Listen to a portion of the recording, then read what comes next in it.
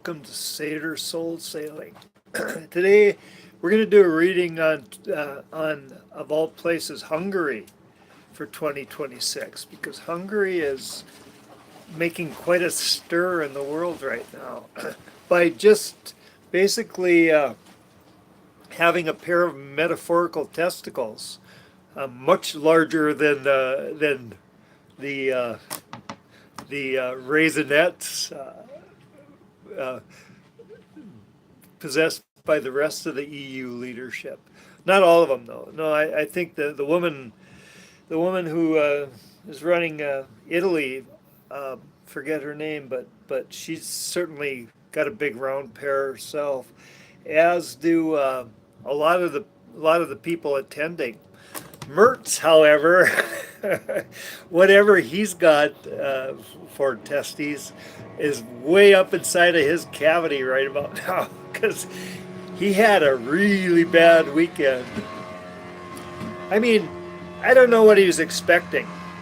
Uh, Hungary has probably got good reason to not be uh, open to getting their ass chewed by Germany.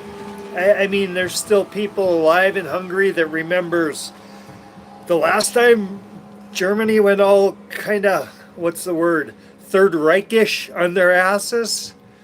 And I would say there's some legitimate hard feelings in this situation. So, yeah. So anyway, Hungary.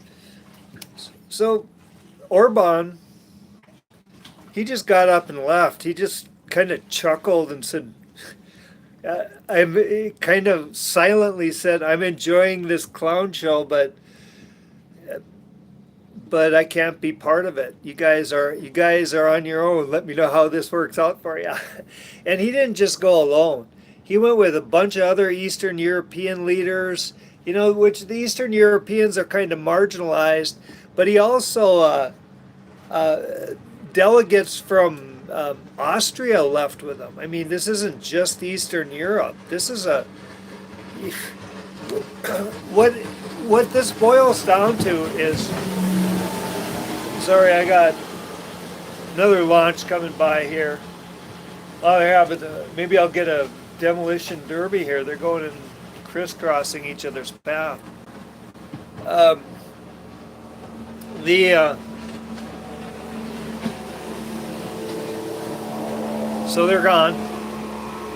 So what happened was the EU pissed away its legitimacy as a supranational organization.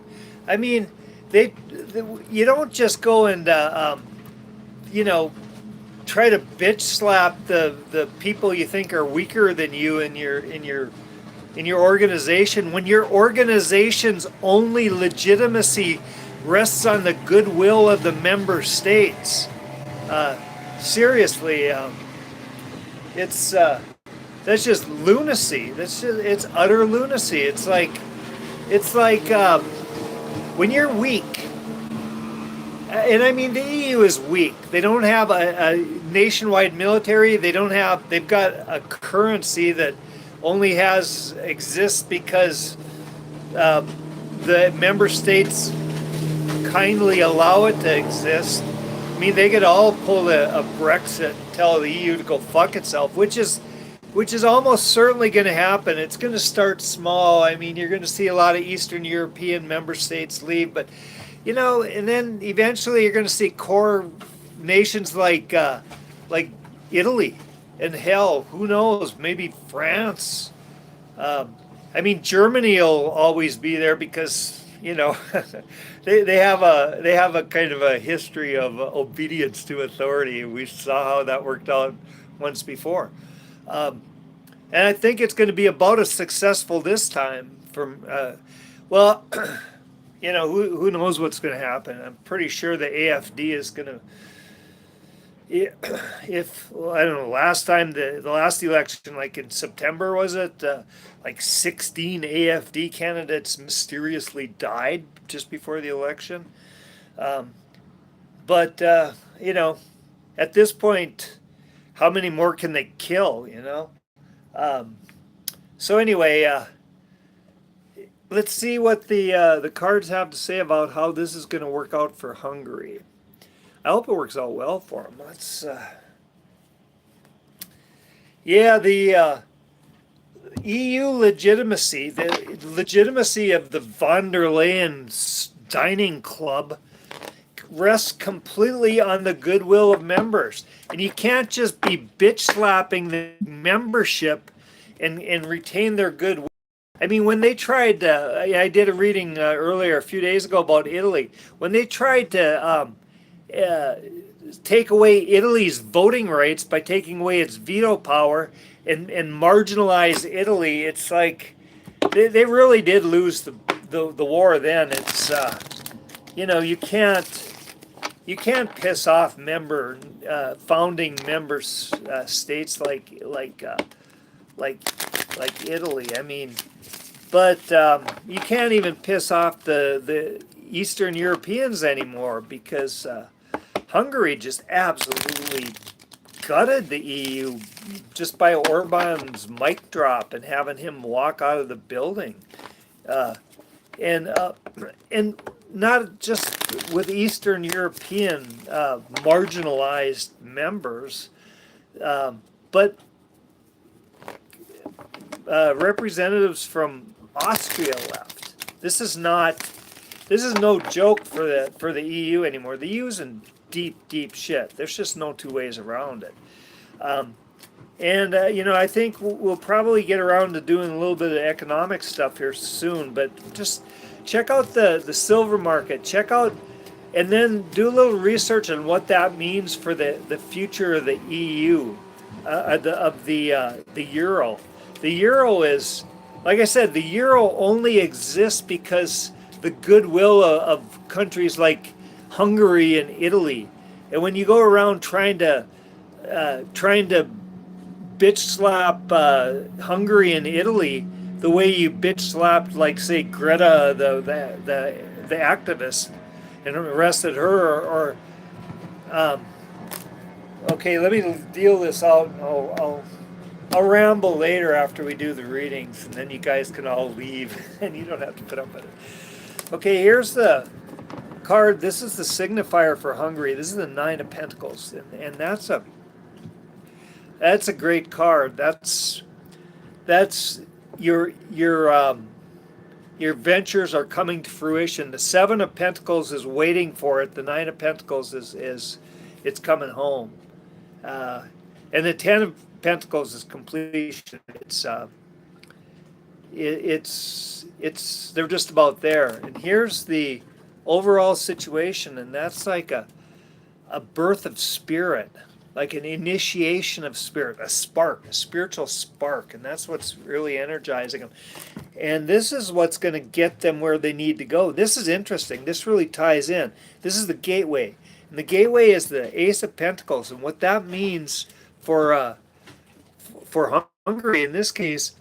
This is the carrot that the EU has been using to control Hungary and Italy and places like that.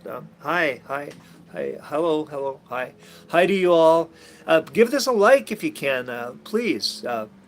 You know, say hi, but say hi and with a like. That'll help. Remember, this is 2 thumbs up. Ursula von der Leyen's scrawny little butt. So this is how they control the members. Is they've got the euro, and what they've done is what they've offered. The EU offers. You've got, say, if you got a P&L, profit and loss analysis. Joining the EU, you get convenience and supposedly financial security because the euro is backstopped by the European Central Bank, which really doesn't have any resources. And in theory, the EU is backstopped militarily by NATO, and Trump just took the toy soldiers and went home earlier this month, so that they don't have that anymore either. So countries are going to be doing like a profit and loss analysis. It's like, okay, we can use the euro and shit, if we stay in the EU. But when the euro is not worth jack shit, which is really on the horizon, much more quickly than the U.S. dollar going down the toilet. I mean, I think the U.S. dollar is going to stick around in a weird form. Um, Fun weekend plans? Yeah, I'm having fun. Yeah, it's Sunday evening here now, so I've already you know my plans for tonight are actually I'm cleaning my uh, but here's the root, the foundation. So Hungary has already made a willing sacrifice. They made a willing sacrifice to join the EU.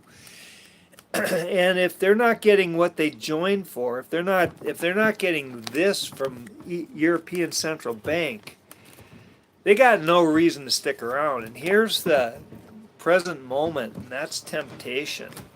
So who knows? Maybe they'll change their tune and start trying to buy back support with the euros while the euros still function. But here's the psychological future, and this is a rebirth, and this is the future, and this is a battle. So they're going to, something really good is going to happen within Hungary. There's going to be this like,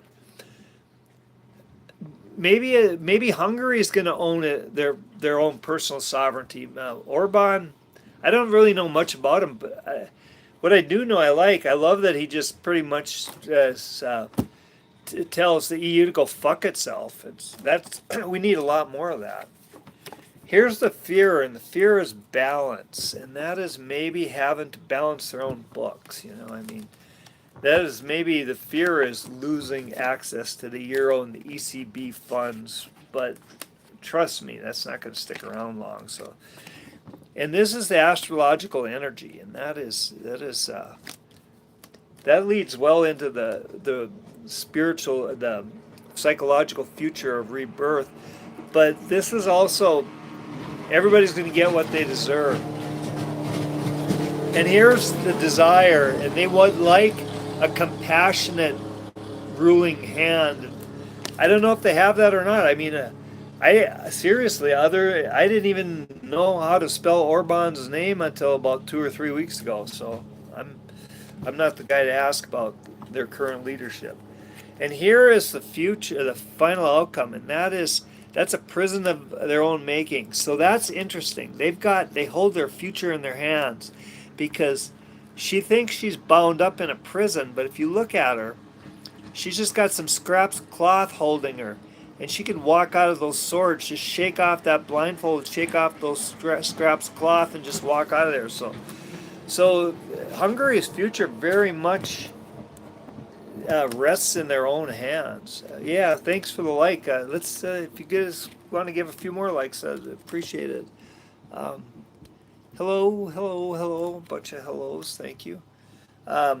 This modifies the fears, and the fear of balance is, maybe it's because they felt trapped for a very long time. I mean, Jesus, they were horribly trapped under the Soviet Union. So yeah, I can see they're kind of caught between. It's time for Hungary to own their own sovereignty, to own their sovereignty, to really be their rulers of their own domain, masters of their own domain. And this modifies the judgment card. That's the astrological energy. So yeah, it's going to require some action. There's 2 aces here, one's on the gateway and one's on the modifying the psychological energy. And this modifies their desires.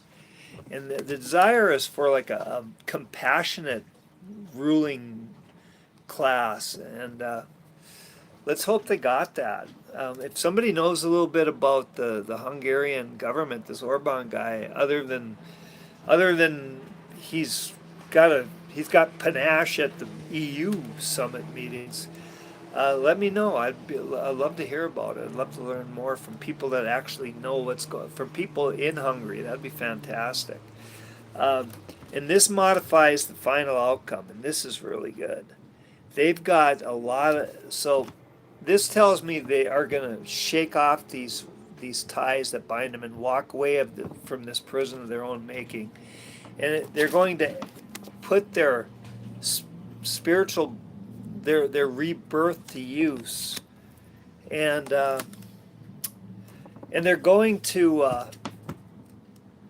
if they take control of their own destiny, they got a tremendous potential. It's exciting. I think it's overall looking really good for Hungary. You know what? There was so much class to that. I mean, I probably, if Merz would have started giving me chewing my ass the way he tried to chew Orbán's ass. There's a reason they don't send me as a delegate to summit meetings in Brussels, because I might have just gone and shoved his royal scepter up his royal ass right in front of everybody. I mean, so yeah, I'm not the guy you want to have as your diplomat or your, no, I'm not cut out for diplomacy. But maybe Orbán is. He certainly was this weekend. He just quietly stood up and, along with a bunch of his supporters, including supporters from places like Austria, and walked out the door. And Merz was just like, he basically was he was speechless. He was just stopped in mid frickin' Der Fuhrer rant, and just started bumbling and muttering so there was some kind of summit meeting afterwards. I don't know,